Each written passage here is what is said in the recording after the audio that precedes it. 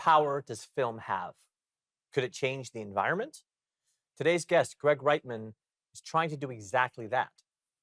Let's find out how. Greg, welcome to the spotlight. How you doing, Bobby? Well, look, I'm excited to have you here because I think in addition to putting on a really good festival, I think you're doing some really good work. But let's start with your festival. What are you called and what's your mandate? So it's called the Blue Water Film Festival, and the mandate or the mission is basically to amplify the next generation of environmental filmmakers, thought leaders, scientists, and really using eco storytelling as a way to shape cultural behavior, influence policy decisions, and make the world a better place. Essentially, we are a living planet. We are a blue planet, and our waterways, our aquatic world needs to be protected. It needs to be cherished. It needs to be loved, and it's just understanding the big blue and living in the living in the big blue is really the secret to that. Look, I think that's really cool. I respect that. We're buddies in real life, but I want to know more about this festival because it's pretty cool, right? Like why did you create that? Not a lot of people are doing that. People are really trying to get famous, but you really have a mission here. Yeah, you look. I mean, look. At the end of the day, I've made a bunch of feature films. I've made some documentaries. I've been a part of some music docs. I think winning the Audience Award at Sundance back in '08 for a film called Fuel, I think definitely set me apart from the pack. But it also got me clear that not everybody, one, wins Sundance. Two, not everybody gets the Audience Award. And three, most people spend 5 or 10 years and they make these great stories and they don't get heard or seen or find an audience. And ultimately, I care about my big blue planet and I care about the mission of the festival. And I thought of, why not have a film festival where I could use um, my platform in a way that could really get these stories out there, and in the same way create what I would call like our new blue water family. Yeah, look, that's cool. Honestly, like I try and do that with my show here, my platform. I try and amplify voices that I think are important, including yours. It's interesting you mentioned scientists. I didn't know that. I thought that was pretty cool. Like how so what's the role of scientists at Blue Water? Well, here's a perfect, great question, Bobby. So, Dr. Janet Gibson got the Pioneer Award this year at the Blue Water Film Festival. In prior years, Dr. Wallace Nichols got the Pioneer Award. And these were incredible scientists that were connected to the deep blue, connected to the ocean, and used their science to help educate and inform the general public. In the case with Dr. Wallace Nichols, he created the book The Blue Mind, believed in blue science, and essentially, if you looked at the ocean every day, you would live 10 years longer. In the case of Dr. Janet Gibson, she collaborated with Dr. Sylvia Earle and created the first Hope Spot. And really, what that was about was um, a location, an ecosystem in Belize that was on its way to extinction, the white coral, the bleaching of the coral, and was able to, with the local government or with the government of Belize, create a marine sanctuary and create the first Hope Spot. And now I think there are, I don't know, 20, 30 other Hope Spots around up the planet. And really what they're centered around is using scientists and government to come together to protect aquatic systems. Look, that's very cool. We have a minute left until the break, but um what can people do to help like with your festival? Well, I think the first thing they can do is just go on social media and just go to bluewaterfilmfestival.org and just, like us, watch our social media, watch our images, our photos, our pictures. Just get connected to the blue. I think the Mm. second thing you can do is, if you're an environmental filmmaker, send your film to our film festival because we're always looking to champion great storytellers. I think the third thing also is, just the ability of just sharing the information. I think this is really important. I don't mean by just sharing the information. I mean by look at this year's winners that have come out, and let's see if we can get them into other film festivals, a greater community, and where people can really start to do have a better coherence in terms of what these truths are coming out. Because that's the most important thing, Bobby, that we came out of the film festival was we Mhm. realized these filmmakers are You not know what? You just know, Greg, let's filmmakers. I got to get to commercial. We have three more Sure. segments, but let's get into it in the next three segments with Greg Reitman on the spotlight.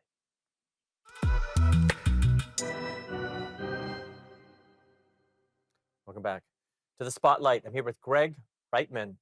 Okay, Greg, we were talking about environment. Look, there's a lot to say. I'm a big environment guy myself. Let's talk about these issues. Then we're going to get into like what film can do. I really appreciate what you're doing, but let's start with the environment. I mean, how pressing are environmental issues right now?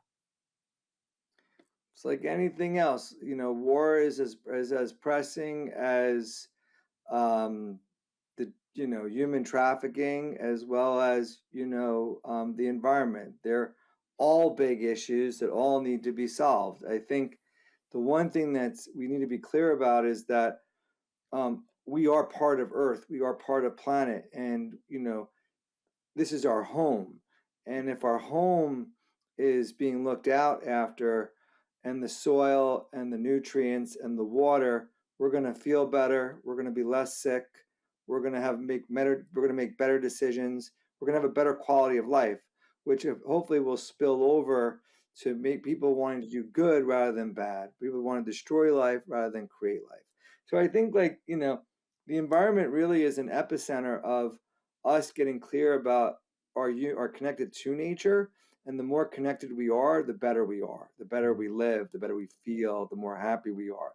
And I think that's what's cool about the Blue Water Film Festival is that it encapsulates that mission. And how do you find that like film helps the cause? Well, it's the best thing. It's a great question, Bobby, because one, you're not preaching. Nobody wants to be Mm, preached to. I mean, if you're a newscaster, the last thing you want is someone telling you what to do or getting your political, disorientation. What film does is it challenges us to look at our truth.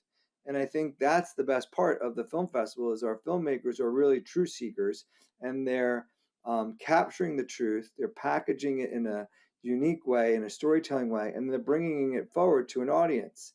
And in the case of like House of Fish, this particular filmmaker uses Michelangelo's art to save the ocean. mm, So again, it's a really great, unique way of using art and storytelling to look at a pressing issue of the ecosystems of the fishery and how the nets just take hundreds of fish and there'll be nothing left. And this man's a fisherman or his family's been a fisherman for a number of generations in Italy, in the Mediterranean, and talks about what he has to do as a local fisherman to deal with the commercial side of the fisherman and reconciles with the marble maker up in the Dolomites and gets the large marbles and puts them down in the ecosystem. So if the boats come in, they sink down and can't destroy the ecosystem. So it's really one. It's not just a movement in itself, but it's also a great way of how storytelling can enhance a particular political issue. what about the urgency of the timeline? I mean, anytime you mention the environment a lot of people are like, "Oh my god, like how much time do we have left?" Like the implications are, you know, pretty scary. Yeah, it's really interesting. We had a timekeeper from Switzerland, and we have a watch that we did limited edition, and it had the turtle inside. And I was really clear, when Livio came in and was chatting and made the Blue Water limited watches. It wasn't just a regular watch. I said, Mhm, no, the watch is about us taking homage of the time and us really stopping and thinking of what we're doing, and as a collective realizing that we can change the course of time. And mhm. that's really what's at stake right now. It's not that the time is running out or it's limited, but really the question comes is what can we do if we're aware of the time and how we can change the course of it. I mean, it's really ambitious what you're doing, but I mean, I don't know. I kind of feel like maybe people need to be more ambitious because art is can make an impact beyond just getting a picture in the paper. You know what I mean? Yeah, I don't think it's about ambition. Look, narcissism, ambition, being spotlighted, celebrity, that's never going to go away. I think the more important thing is just making people more aware. I Mm, think if we can get more people aware and awareness, and we can increase our collective consciousness, I think individually, I mean, parents, children, we all love our lakes or oceans or rivers. We go paddling, canoeing, hiking, we're out in the ocean. We come to love these things, and we just have to understand what we love, we need to cherish, and what we cherish, we need to protect. And I think that's the key to all of it, just making people aware of it. If you're aware of what's going on, you're going to vote in a certain way. And it's not going to become an environmental issue, it's going to become a human issue and a health issue, and that's really what the most important thing is. that's great. That's, I mean, what a perfect way to end this segment. And we've got two more segments with Greg Reitman on the spotlight.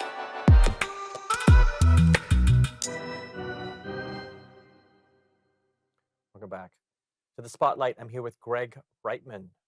Okay, Greg, I want to talk San Diego. Because actually, let's show. I'm gonna see the watch first, because like at the break, you showed me the watch. It's pretty You cool. can, I don't know if you can see it, but it's a Livio Hefner.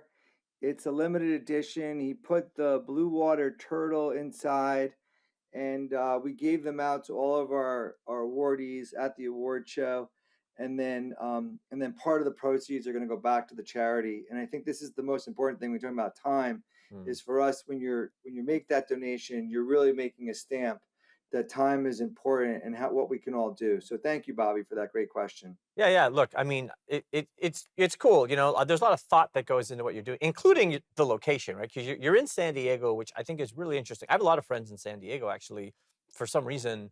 Um, but it just seems like it's pretty underrated. I mean, why did you identify San Diego as the place to do this festival?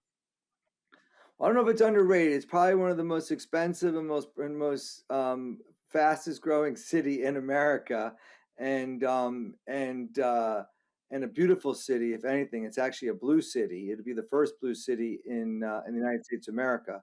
Actually, the county hall lit up the blue building on our award show last night in honor of World Water Day. I think what's unique about La Jolla, San Diego, is its relationship with ocean and the Scripps Oceanographic Institute, which we were able to collaborate this year for opening night at the film festival. The research, the science that's gone into Scripps for over 80 years is a testament to the characteristics of the city of La Jolla and the greater part of San Diego. So for us, it was sort of synonymous of the Blue Water Film Festival to be here in La Jolla. Obviously, the weather is always nice, but it's not the only place also that Blue Water could go. Monterey is also a great place and has great science, as well as Florida and other locations. Hmm. What about its proximity to the LA market? I mean, LA's, the biggest film market in the world in terms of a city, and I mean, San Diego is not too far. I mean, is there a relationship there as well? No, that was it was great. It's an hour and 40 minutes from, from Del Mar to Los Angeles. And it's really wonderful for people like Gene Thorne of the Animation Magazine and Jason Riesig, who teaches at USC, who's the director of Shrek. Also, Brian Nitzkin from Orbital Studios, who came down to participate in our panels. Barbara Marshall, who runs Hewlett Packard M&E, also came down. There were a number of people.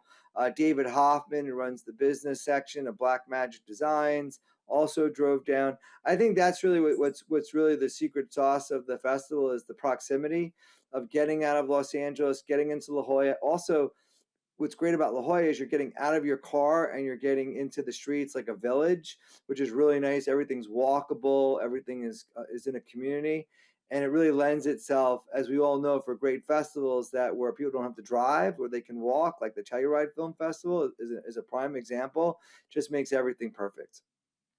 It's interesting too, because I mean, LA's done a lot of headlines in the last few years because of unemployment, high unemployment. I did an episode on high Hollywood unemployment, but you don't hear that from San Diego, right? It's quite the opposite. It's just I just keep hearing all of these new exciting things in San Diego. Do you view San Diego as like a very fast rising film market? I don't know. Well, I know that they're working on the California tax credit. I know the Mhm. California tax credit is working on getting the 40% in San Diego. That they're starting to look at, particularly in the lower part of San Diego and Chula Vista sound stages. And I do know that there's a collaboration that's beginning. I'm not sure if it's really in effect yet, in terms of the production and production cycles, but I think it's just a matter of time. I mean, there are a number of things strategic that are down here. One of them being is it's one of the third places for the Olympics. It's a training ground for the Olympics athletes who come annually here in San Diego in this area. It's one of three places. One is Colorado, the other one is New York, and this is the third one. So there was a lot of being invested in the lower part of San Diego that will make it, and I'm sure film production will be one of them. Yeah, no, like it's exciting, and I've been, I think, twice in San Diego, but I don't think a lot of people really realize that. So you're also somewhat of an ambassador. Look, we've only got 30 seconds until the close. When is the festival next year, by the way? The festival, I need to check the dates. Probably going to be the same time in March, probably the 18th or the 17th of 2027. Usually, it's always a Wednesday. We always do farm a table, and then we end on a Sunday, which is right during World Water Day. Yeah, I mean, I know that you just ended, but it's like you guys are ongoing and you've got lots of momentum. I'm gonna go to commercial. I got one more segment here with Greg Reitman on the spotlight.